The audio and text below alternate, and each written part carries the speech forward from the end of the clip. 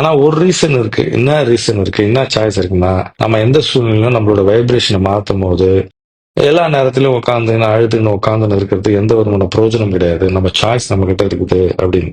நீங்க உங்களை விடுதலை உணர்வோடு வைத்து பார்ப்பதும், இல்லாட்டி நீங்க ஞானம் அடையறதோ ரொம்ப முக்கியம் கிடையாது. ஒரு பெரிய விஷயம்லாம் கிடையாது. நீங்க எப்போ நீங்கள் முழு சுதந்திரமாகவும் தன்னுறு பெற்ற நிலையில் இருக்கிறீங்கன்னா, எப்படி நீங்க இந்த மெட்டீரியல் வேர்ல்டு, இந்த உலகளாக விஷயத்துல நீங்க அடைபட்டு இருப்பீங்க, மற்றவங்களை அடைபடுத்தி வைப்பீங்க, இல்லாட்டி மற்றவங்களை கட்டுப்படுத்தி வைப்பீங்க. அந்த கேள்வி மட்டும் கொஞ்சம் யோசனை பண்ணி பாருங்க. நீங்கள் ஞானம் அடைவதோ விடுதலை உணர்வோடு இருப்பதோ மிகப்பெரிய விஷயம் அல்ல. ஆனா நீங்க விடுதலை அடைந்து விட்டால், if you are completely free.